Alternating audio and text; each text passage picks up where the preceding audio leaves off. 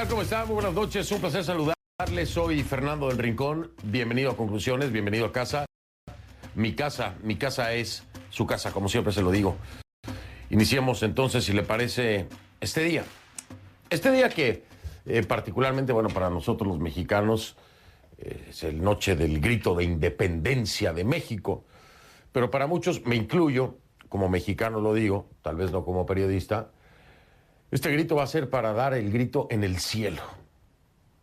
Sí, porque tener de invitado a Díaz-Canel, después de todo lo que hemos visto de Cuba, después de todo lo que se ha denunciado de Cuba, después de las violaciones de derechos humanos, opaca, como mexicano, opaca completamente las celebraciones por la independencia de mi país. Es un chiste de mal gusto. Es una ofensa para esa palabra, independencia, de la que no gozan los cubanos en la isla. Esa independencia, esa libertad que buscan, luchan y pelean durante 60 años. Y al presidente de mi país hace muy fácil, invitar a Díaz-Canel, que además me pregunto, ¿qué demonios tiene que ver Díaz-Canel con la independencia de mi país? Ah, no, pero es que seguramente Andrés Manuel maneja otros datos. Me da pena. Me da vergüenza. Sí, me da vergüenza. Hoy muchos mexicanos pegamos el grito, pero pegamos el grito en el cielo. Una vergüenza. Se tenía que decir y se dijo. En fin, voy a hablar de Argentina. Dejo a mi México en paz. En Argentina, las elecciones primarias abiertas, simultáneas y obligatorias, conocidas como las PASO, le dieron durísimo, le dieron con todo. Fue una derrota contundente para el gobierno de Alberto Fernández y de Cristina Fernández. Fíjese lo que vino después. 5 ministros, por lo menos 5 ministros cercanos a Cristina Kirchner, presentaron su renuncia. Hoy voy a hablar con Javier Milei. Javier Milei es candidato a diputado de la Libertad Avanza. Ese es el nombre de la alianza, Libertad Avanza.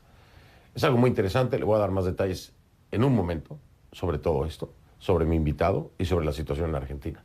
Pero antes hago el seguimiento de lo que ocurrió en California. Desde el lunes estamos con esto, que si se iba, que si se quedaba, el gobernador demócrata Gavin Newsom, estuvo ahí el presidente Joe Biden dándole todo el apoyo y pues bueno, salió victorioso del referendo que buscaba su destitución.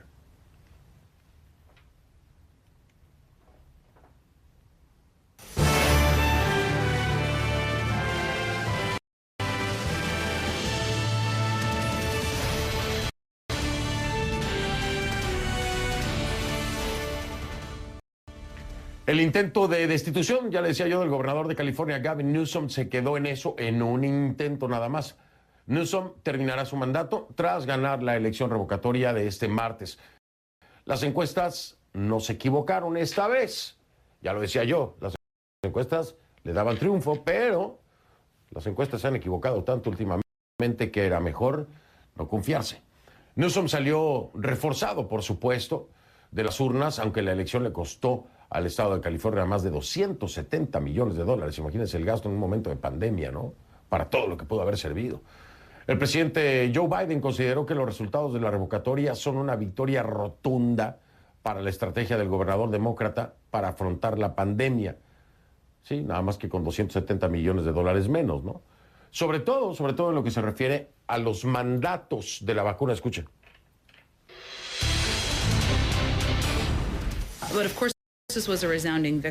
Pero por supuesto fue una victoria resonante para el gobernador Newsom, pero también para el enfoque basado en la ciencia, para luchar contra la pandemia, por las vacunas, por las pruebas de COVID, por los pasos para proteger a más personas y salvar más vidas. Y hay datos amplios de que anoche los californianos votaron a favor de un líder que está dispuesto a tomar decisiones fuertes para combatir al COVID y poner la economía en marcha. El gobernador Newsom ha sido uno de los gobernadores líderes de la nación protegiendo a su pueblo y vacunando su estado. Y en nuestra visión es un apoyo y una victoria resonante. Vamos ahora a Los Ángeles con nuestra Jacqueline Hurtado, que ha estado haciendo la cobertura y acompañándome desde el lunes de esta semana. Jackie, ¿cómo estás? Buenas noches. Pues sobrevivió Newsom y claro, sale fortalecido, por supuesto, con este triunfo.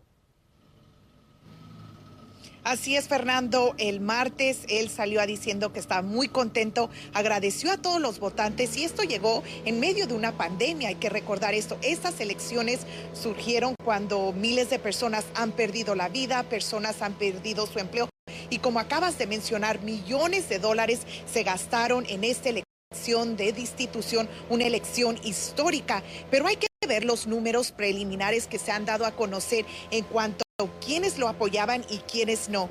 Hay que ver, Fernando, 36,1% estaban a favor de que Gavin Newsom fuera reemplazado aquí en el estado de California, mientras que 63,9% de los votos estaban en contra de que él fuera destituido de su cargo. Y hay que recordar algo muy importante aquí, Fernando, que la elección le ofrecía a los votantes aquí en California la oportunidad de juzgar cómo estaba haciendo su trabajo Gavin Newsom. Muchas personas no estaban de acuerdo cómo estaba manejando la situación sanitaria debido a la pandemia. Sabemos que esta destitución comenzó antes de la pandemia, pero se intensificó a finales de este año y al principio de enero, cuando obtuvo todas las firmas para que fuera destituido de su cargo, porque las personas no estaban de acuerdo cómo estaba manejando la situación, pero al parecer ganó, lo que significa que las personas sí están contentos de cómo está manejando la situación y él dijo que va a continuar. Pero hay que escuchar qué es lo que dijo Gavin Newsom el martes por la noche en la ciudad de Sacramento. I'm humbled and grateful. Me siento honrado y agradecido con millones y millones de californianos que ejercen sus derechos fundamentales para votar y para expresarse de manera tan abrumadora al rechazar la división, al rechazar el cinismo, al rechazar gran parte de la negatividad que ha definido nuestra política en este país en el transcurso de tantos años. Y te comento que se ha dicho que esta destitución era empujada por el partido republicano. Sin embargo, las personas que empezaron esta destitución para obtener todas las firmas dicen que ese no era el caso, que ellos no están de acuerdo cómo está a California, donde miles de personas han perdido empleo, pero también en cuanto a la situación de la sequía, de los incendios, en fin, todas las problemas que enfrenta California. Pero te comento, Fernando, que también se dieron a conocer esas cifras de qué grupos étnicos salieron a votar por Gavin Newsom, y lo que se sabe hasta el momento es que los blancos con un 59% estaban a favor de cómo está manejando la situación Gavin Newsom, mientras que 41% en contra. Los negros un 83% sí y un 17% no, mientras que los latinos, hay que escuchar esto, 60% de los latinos lo apoyan y el 40% de ese número pues no lo apoyaba. También lo que nos llama mucho la atención es que a la comunidad asiática sí apoya a Gavin Newsom con el 64% y el 36% está en contra. Y hay que recordar que las comunidades que se han visto gravemente afectadas por la pandemia, por el coronavirus, han sido las comunidades negras, las comunidades latinas y las comunidades asiáticas. Así que podemos ver eso reflejado con esas cifras que se han dado a conocer aquí en el estado de California, pero hay que ver qué es lo que dicen los líderes que apoyaban a Gavin Newsom, las organizaciones, los sindicatos. Dicen que esto es solo el comienzo y que el pueblo ha dicho que está contento con lo que está diciendo. Hay que escuchar. Pues nuestras comunidades respondieron y dijeron que primero quieren a un gobernador progresista como Gavin Newsom, porque ganó, fin y al cabo. Y segundo, respondió la comunidad también diciendo que quieren un gobernador que nos proteja en esta crisis de COVID. Eso es muy simple, no queremos estar como Texas o Florida o como el presidente Trump que dice que no hay problema. Sí hay un problema, la gente se está muriendo, impactó en nuestras comunidades y derrotó a nuestras comunidades. Nuestra gente murió, estuvo enferma. no hubo trabajos, no hubo modo de pagar la renta, comida. Esta es una cosa seria y el gobernador Newsom respondió, nos ayudó y nos protegió. Y eso es lo que nuestra comunidad dijo, si queremos más de esto. Por otro lado, el Partido Republicano aquí en California dice que no termina esta lucha. Sabemos que el aspirante que llevaba la delantera entre los 46 candidatos que se postulaban para ser el próximo gobernador de California apoyaban a Larry Elder, un locutor de radio conservador. Él obtuvo el 46% de esos votos, pero no los suficientes para destituir al gobernador Gavin Newsom. Y te comento, Fernando, que aquí la competencia apenas comienza con todo el dinero que ha recaudado el gobernador Gavin Newsom. Dice que está listo para su reelección el próximo año 2022. Y vamos a ver qué es lo que sucede si apoyan a otro candidato republicano que pueda destituir a Gavin Newsom, o si gana de nuevo Gavin Newsom la gobernatura de California. Pues tiene muchos elementos para poder ser reelecto. Hay que estar claros que California es mayormente demócrata, es un estado que se pinta de azul. Por un lado, el haber vencido precisamente en este intento de removerlo del cargo, pues lo único que hace es darle más fuerza. Y tercero, ya tiene la experiencia de cuáles son las cosas precisamente que lo llevaron a casi salir del gobierno. Jacqueline, muchísimas gracias. Que pases buenas noches. Saludos en Los Ángeles. Buenas noches. Saludos. Buenas noches.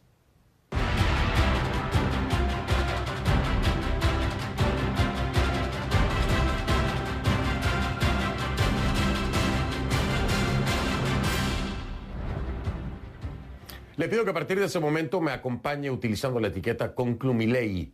El hashtag es ConcluMilei. Es el apellido de mi invitado de esta noche, por supuesto. El hashtag ConcluMilei. Esa es la etiqueta. Sus comentarios con la etiqueta ConcluMilei a mi cuenta en Twitter, @soyfdelrincón, @soyfdelrincón en Twitter. Ya le decía, en Argentina, estas elecciones primarias abiertas, simultáneas y obligatorias, que se les conoce como las PASO, pues le dieron durísimo. Durísimo. Fue una derrota contundente al gobierno de Alberto Fernández y de Cristina Fernández. Al menos 5 ministros después de esta derrota, pusieron su renuncia, su cargo a disposición del presidente tras los resultados conseguidos por el oficialismo. Es Ignacio Grimaldi quien nos amplía esta información desde Buenos Aires. Horas drásticas está atravesando el gobierno de Alberto Fernández. 5 ministros de su gabinete pusieron a disposición su propia renuncia y hasta el momento el presidente Alberto Fernández no se ha pronunciado si las acepta o las rechaza. Si el resultado adverso del gobierno en las elecciones primarias legislativas del pasado domingo fueron un cachetazo, esto sin dudas es uno de los peores síntomas que está sufriendo tras esa derrota el gobierno de Alberto Fernández. Para entender bien qué es lo que está sucediendo en la Casa Rosada, hay que comprender cómo es la composición de la coalición gobernante del Frente de Todos, que tiene 3 patas. La primera pata es la kirchnerista, que responde a Cristina Fernández de Kirchner. La segunda es la albertista, liderada por el presidente Alberto Fernández. Y la tercera es la de Sergio Massa, quien tiene su propio partido, el Frente Renovador. Desde el kirchnerismo, la interpretación que hicieron de la derrota del gobierno en las elecciones del pasado domingo es que se debe al diseño de la política económica del gobierno de Alberto Fernández. ¿Y quiénes son los encargados de ella? Ministros albertistas, que forman parte de la pata albertista del Frente de Todos. Una movida desde el kirchnerismo para ejercer presión a Alberto Fernández y que realizara cambios en el gabinete fue lo que se realizó desde el kirchnerismo con esta puesta a disposición de renuncias de 5 ministros que hasta ahora no se sabe qué va a pasar. Por lo tanto, de este modo, la interna dentro de la coalición gobernante del Frente de Todos está generando un cisma en la Casa Rosada y le abrió la puerta a una crisis institucional. Ignacio Grimaldi, CNN, Buenos Aires. Y entre todo esto, Javier Milei es una figura que irrumpe en el escenario político, se convierte esta Alianza Libertad Avanza en la tercera fuerza política, pero además tiene muchas propuestas controversiales. Ya voy a regresar para hablar con él acerca de todo esto y más después de la pausa. Venimos con mi invitado.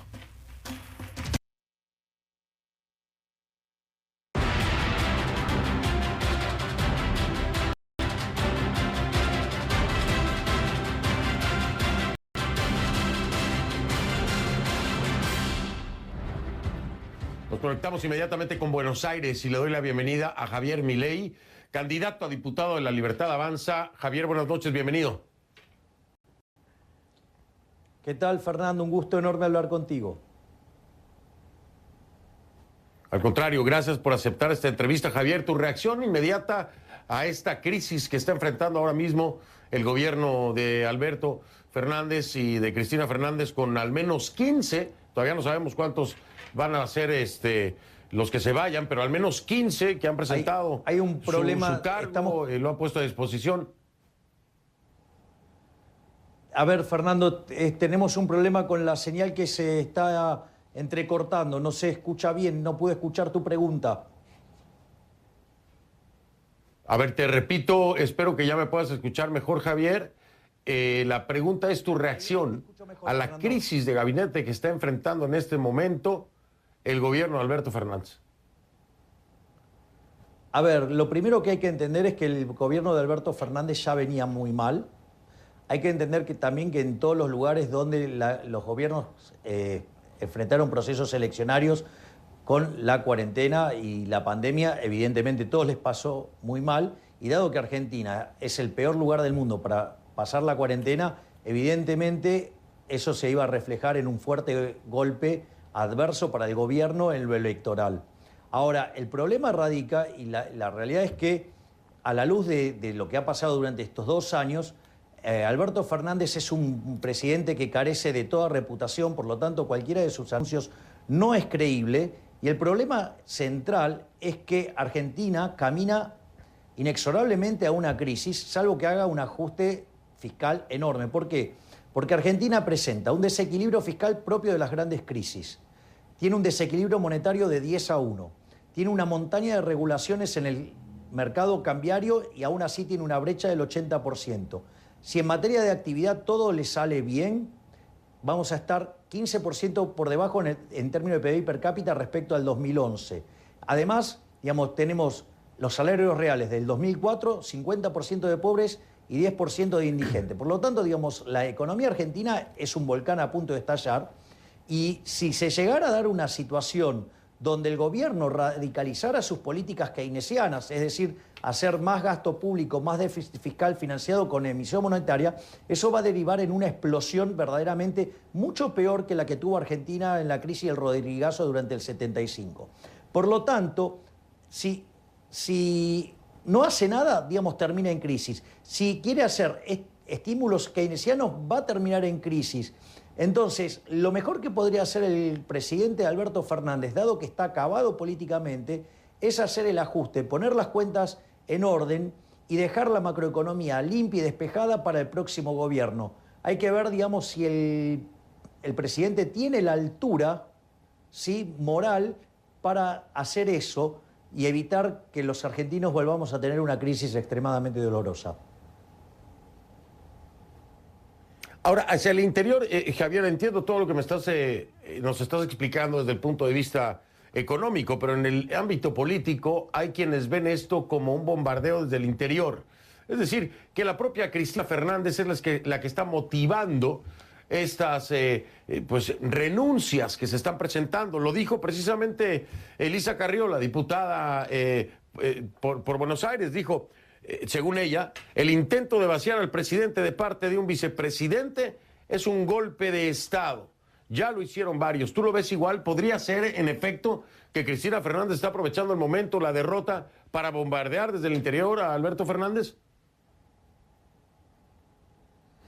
Otra vez, digamos, de vuelta, tengo muchos problemas para escuchar la pregunta, Fernando, pero creo que estoy estimando básicamente lo que estás infiriendo. O sea, a mí esto representa una verdadera crisis política en el oficialismo porque, digamos, la derrota que ha sufrido es muy dura, ¿sí?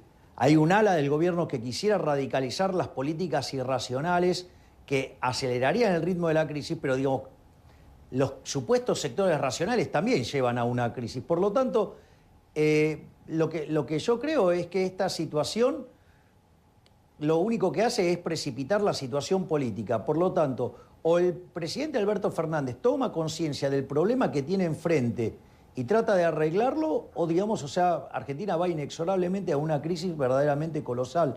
Y lo único que puede pasar, digamos, con estas tensiones sociales es precipitar la caída de la demanda de dinero y que eso, digamos, acelere el ritmo de la crisis. Por lo tanto, digamos, me parece que hay que evaluarlo en ese contexto, ¿no? En una macroeconomía absolutamente desequilibrada, un presidente muy débil, ¿sí? Y con un fuerte revés electoral. Por lo tanto, o sea, la situación es extremadamente delicada. El tema es si se van a hacer los cambios en la dirección correcta o vamos a seguir en lo mismo. Si vamos a seguir en lo mismo, digo, el estallido va a ser monumental. Si se trata de hacer las correcciones, como este gobierno carece de reputación y no es creíble, eso va a ser doloroso, pero muchísimo menos que si no se hace el ajuste. Por lo tanto, digo, ahí está el eje central. Claro. Y si no se toma conciencia de ello, inexorablemente esto va a terminar mal. La diferencia es si termina mal, muy mal o tremendamente mal. Obviamente que si triunfa la más radicalizada del gobierno en términos de política económica, obviamente el nivel del estallido va a ser tan grande que eso podría generar un cimbronazo político tan o más grave como el del 2001-2002. Javier, voy a marcar pausa y tratamos de arreglar este audio que me tiene a mí, que me revienta la cabeza, para poderme comunicar bien contigo. Ya regreso en un momento.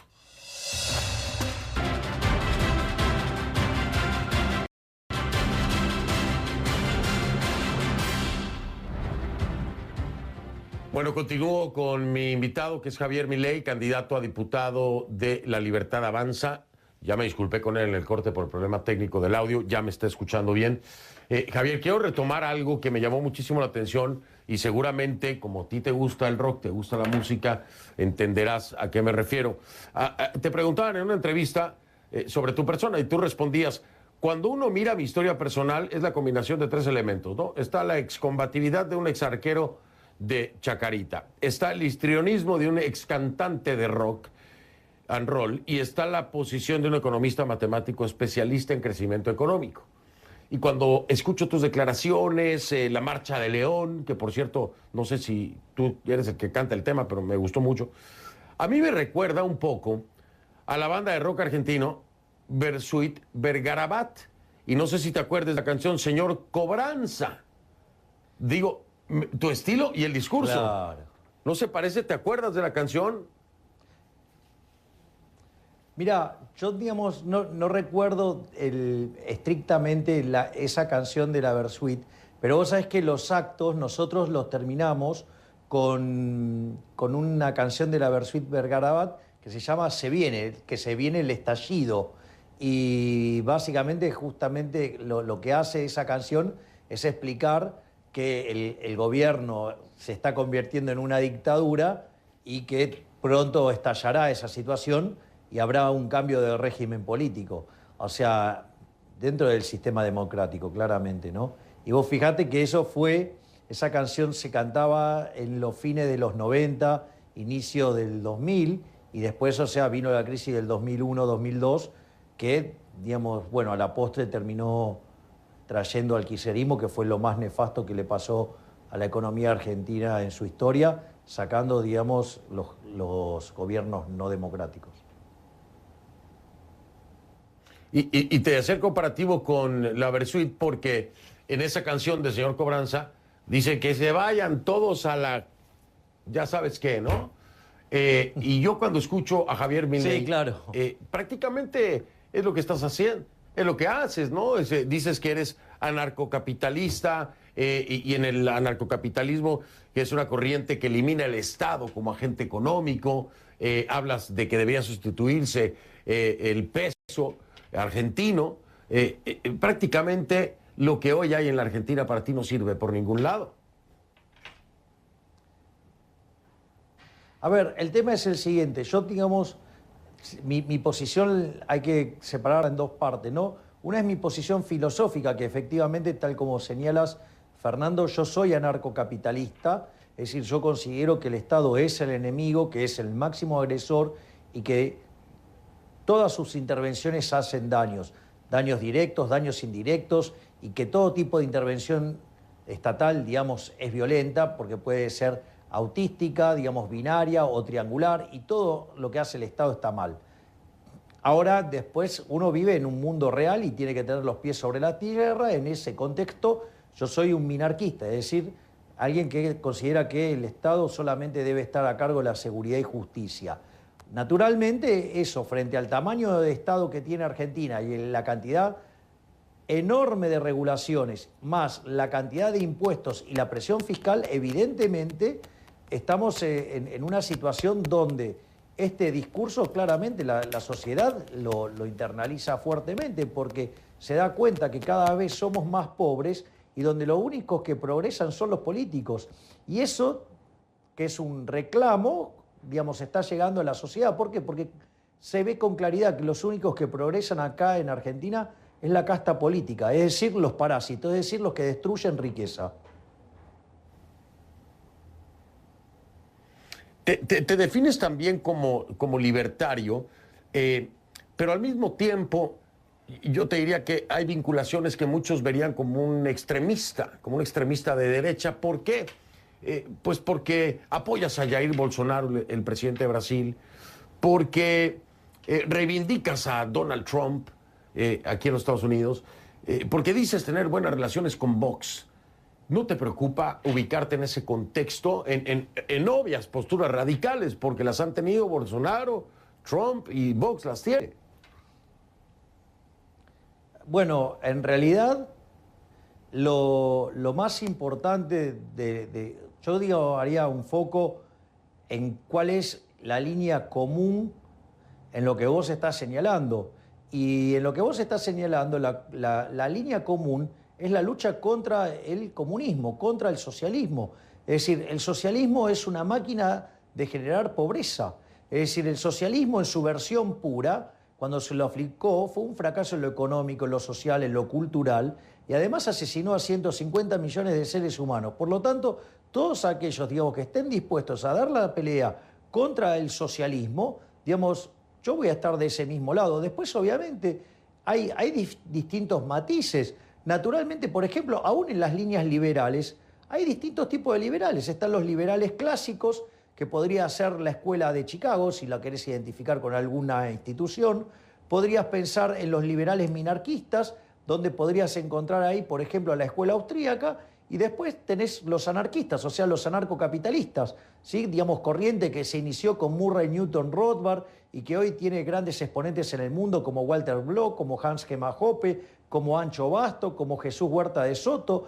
Por lo tanto, lo que uno, digamos, pero hay algunos elementos que vos no los podés dejar pasar. O sea, con la izquierda no se negocia. Entonces, desde mi punto de vista, por ejemplo, que el gobierno de Bolsonaro haya decidido cortar fuentes de financiamiento a la izquierda, donde dichas fuentes provenían del Estado, para que haya una competencia desleal en favor de que la izquierda pueda hacer su batalla cultural y avanzar sobre el resto de la sociedad, a mí eso me parece una idea correcta. Por otra parte, que tenga un ministro de Economía como Guedes, sí, con una formación en Chicago, le da también una forma de entender la economía que va en la dirección correcta. Si vos me preguntás por el caso de Trump, yo creo que se hizo muy mala lectura, digo, de las políticas de Trump, aquellos que hayan estado discutiendo todo lo que fue el problema del desequilibrio global, la crisis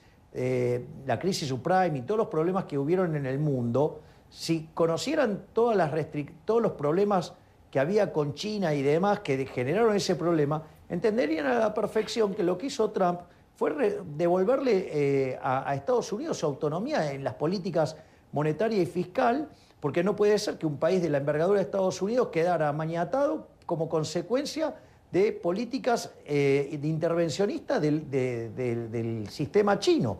Por lo tanto, cuando uno empieza a entender esta lógica, yo creo que por un lado hay mala información y después hay mala intención.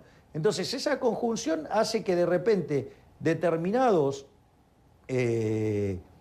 hombres de Estado sean satanizados por la izquierda, cuando en realidad las cosas no es así. Esa es la opinión mía. Y entonces todos aquellos que estén dispuestos a dar la lucha contra la izquierda a nivel internacional, yo voy a estar de ese lado. De hecho, digamos, o sea, yo soy firmante de la Carta de Madrid, o sea que soy parte de la fundación del disenso, y justamente lo que nos nuclea es la lucha contra la izquierda, o sea, el socialismo, el comunismo y todos esos sistemas que a la postre terminan siendo totalitarios y empobrecedores. Por lo tanto, o sea, en esa discusión yo no tengo ningún problema que se me vea, digamos, en esa batalla. Ahora, después hay matices. Los hay dentro de los liberales y obviamente que también, digamos, en contra de la izquierda está la derecha y, digamos, hay distintos formatos de derecha. Bueno, o sea, eso después se podrá resolver en una segunda instancia. Pero hoy, digamos, el máximo enemigo, digamos, contra el progreso de Occidente es justamente la izquierda. Javier, voy a dejarte una pregunta en la mesa para entender. Entiendo lo que me estás explicando perfectamente. No sé así si lo entiende el resto. Para muchos tendrías una tendencia radical hacia la derecha, con un extremismo casi, rayando allá. Pero ahora que me lo explicas, yo lo entiendo desde otra perspectiva. Para detallar un poco más, la pregunta que te dejo en la mesa para ir a la pausa y que me la respondas después del corte. ¿Cuáles serían 3 políticas que tú adoptarías de inmediato si fueras el presidente hoy de la Argentina? 3 políticas, una de Trump, una de Bolsonaro y una de Vox.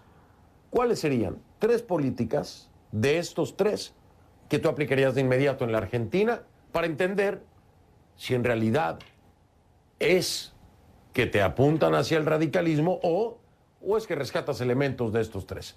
Para entenderlo así. A una pausa, regreso. Estoy con Javier Milei, candidato a diputado de La Libertad Avanza, en vivo desde Buenos Aires. Ya vengo.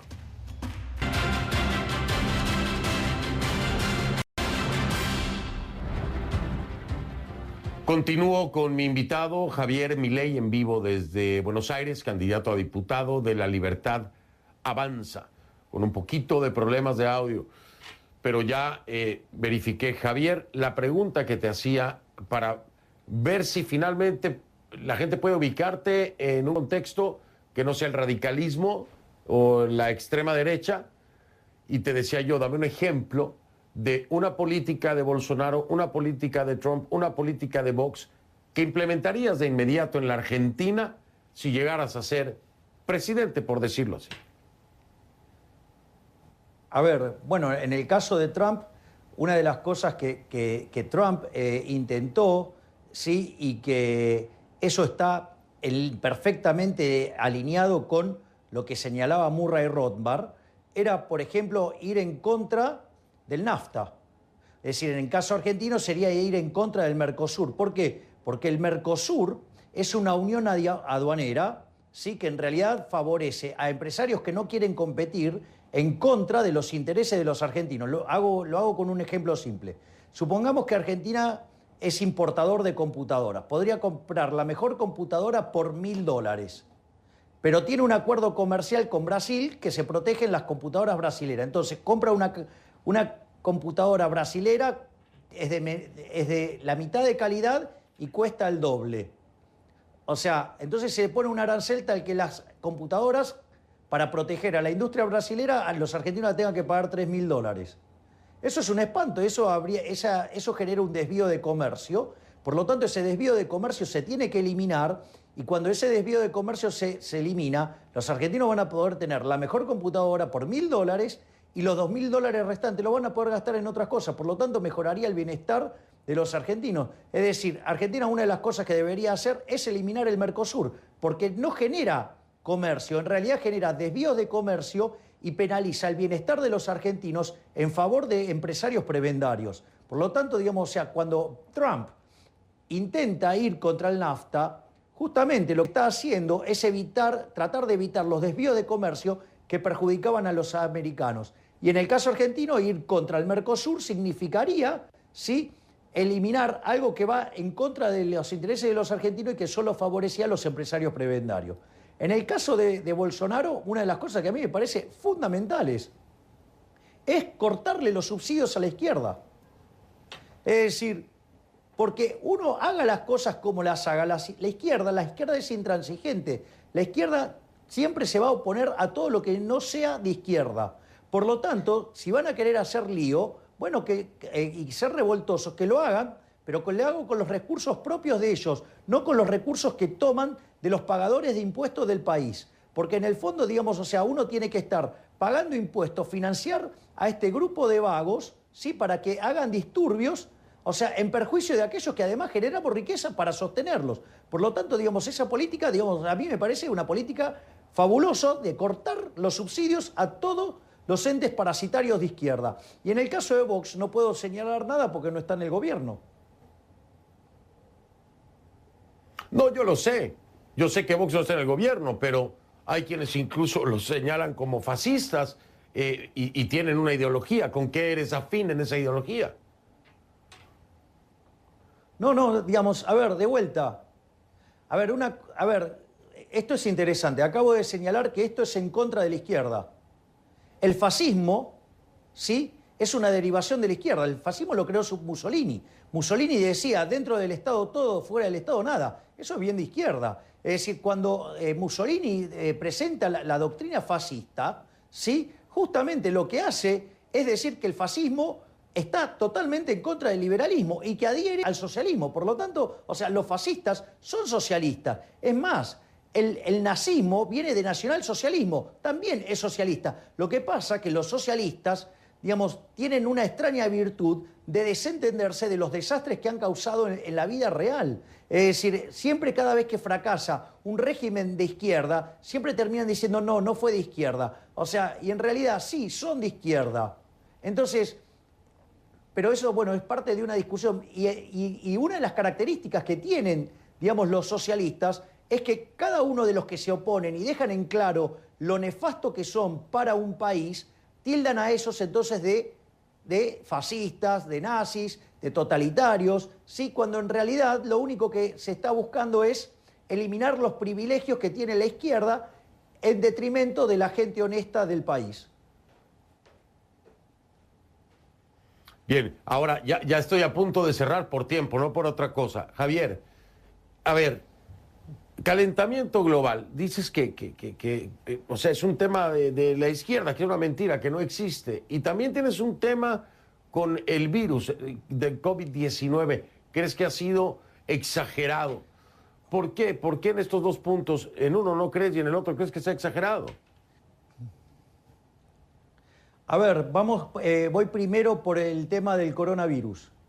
Cuando vos tuviste la llegada del coronavirus, ¿sí?, la Organización Mundial de la Salud amenazó que durante el año 2020 íbamos a tener la misma cantidad que hubo durante lo que fue la fiebre española. La fiebre española se llevó la vida del 2% de la población del planeta Tierra. Si, digamos, la Organización Mundial de la Salud hubiera tenido razón en eso, ¿sí?, el año pasado deberían haber muerto por coronavirus 160 millones de seres humanos. ¿Cuántos murieron por coronavirus el año pasado? 1.780.000 seres humanos. Por lo tanto, digamos, erró por 100 a 1. De hecho, yo escribí un libro sobre este tema que se llama Pandenomics, ¿sí? Y justamente lo que digo es, yo no niego la existencia del virus, pero sí lo que digo es que se equivocaron y sobredimensionaron el tamaño del problema y que eso conllevó a que se tomaron medidas restrictivas, digamos, como si hubiera venido la peste española, ¿sí? Y, ¿cómo es? Sí. Y en realidad lo que vos tenés es que ocurrió otra cosa 100 veces más chica. Y después te voy a hacer un raconto, si me lo permitís, de todos los errores que cometieron los ecologistas en los últimos cerca de 50 o casi 60 años para ver, digamos, cuánto crédito tienen, ¿sí? Te paso un raconto. 1967... Oye... pronosticaron una hambruna para 1975. Perdón. En 1969 dijeron que todos íbamos a desaparecer en una nube azul en 1989. En 1970 pronosticaron la edad de hielo en el año 2000. En 1970 también dijeron que en 1974 iba a estar el agua contaminada y que no íbamos a tener alimentos a partir de 1980. Es más cerca de acá decían que en 2004, por ejemplo, decían que en el 2020 Gran Bretaña digamos, iba a tener clima siberiano. Digo, de esto te puedo hacer un Javier, raconto enorme de errores. Sí. No, perdón que te interrumpa. Tenemos que hacer una segunda cita porque el tiempo se me ha ido. Es muy interesante hablar contigo. Tienes la data. Me interesa profundizar. Ojalá tengas oportunidad de regalarme una vez tiempo para estar aquí. El tiempo hoy se me ha terminado. Pero ha sido un placer que me acompañes, de verdad. Muy interesante paso tenerte y solamente un escucharte. comentario, Fernando. Muy amable, Javier. Gracias. No, muchísimas gracias. Hasta luego. Dígame. Ah, ya se fue. No, a ver, el punto bueno. que querías hacer Tenemos un como delay. comentario, ¿sí? Es que los errores que cometen los ecologistas, los economistas ya los conocemos, son los mismos errores que cometió Malthus y son los mismos errores que cometió el Club de Roma. O sea, y repiten sistemáticamente el mismo tipo de error. Según el Club de Roma, por ejemplo, en el año 2000 hubiéramos tenido una crisis energética que nos hubiera dejado sin producción de alimentos y hubieran muerto Javier, casi todo el planeta Tierra, dejando solamente 1.000 millones de seres humanos. Me tengo que ir. Me tengo que ir, Javier. No me lo tomes a mal, no quiero ser grosero. Te agradezco muchísimo que me hayas acompañado, pero ya no tengo tiempo al aire. Te veo en una próxima ocasión, si se puede. Gracias. Fuerte abrazo. Gracias. Encantadísimo de la vida.